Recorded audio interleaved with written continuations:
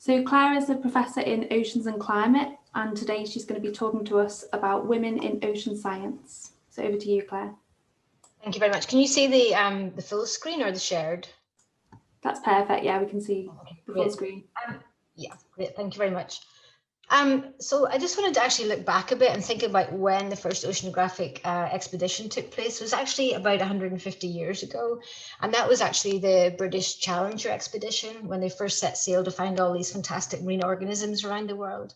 And of the 240 people on that ship, and not one of them was a woman. So how did women ever actually get to sea? Well, it turns out about 100 years before that, there was a French woman called Jeanne Barret, who actually did circumnavigate the world on a French scientific vessel.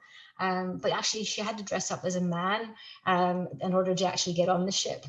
And actually, when looking at the firsts in terms of women oceanographers, it wasn't until 1955 that the first Russian scientist, Maria Klenova, actually a marine geologist, she became the first female to actually do research in Antarctica. So in terms of being anywhere near ships, etc., women had a pretty tough time. And potentially one of the reasons for that is because sailors are incredibly superstitious. So as well as not having, for example, bananas on board, not being allowed to whistle, not being allowed to set sail on Fridays, not allowed to rename the ship, you were not allowed to have women on ships. And the reason for that is because they brought bad luck. Apparently they distracted the sailors. And so that was potentially one of the challenges of women actually getting on ships to actually start their research careers.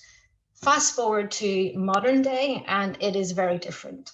So I became a professor in 2018, started as a lecturer in Liverpool in 2007. But my first research cruise or research expedition was in the year 2000. And since then, I've participated in over 35 research cruises to the Atlantic and the Pacific Ocean, and they've lasted anything between 4 and 7 days. And I have found it to be a really inclusive environment, especially in modern day oceanography. What I would say is that we don't just participate in research cruises, we also lead them.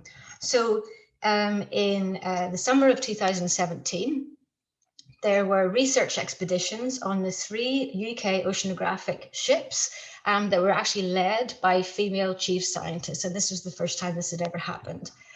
So this is Jo Hopkins, one of my collaborators. She was the chief scientist on the James Clark Ross in the Arctic. This is Kate Hendry. She works at Bristol University, and she was chief scientist on the Discovery ship around Greenland. And this is myself on the James Cook, and I was the chief scientist on a research cruise in the subtropical Atlantic.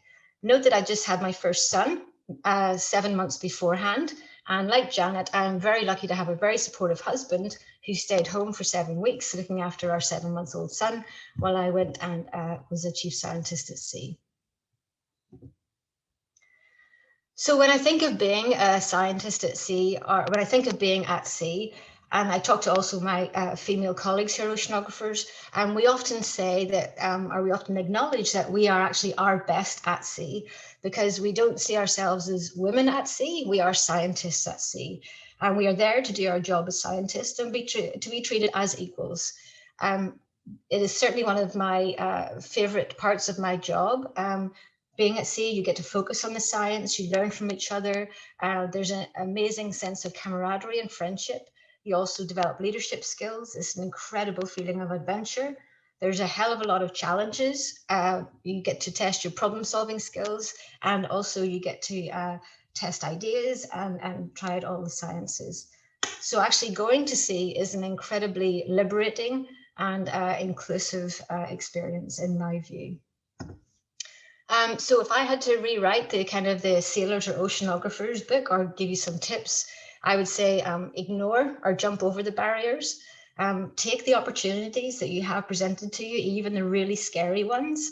Find out what you enjoy and go for it. You're going to be much better at something that you love doing compared to something that you don't. So try to find what that is and then and go for it. And speak your mind and dream big. Thanks very much.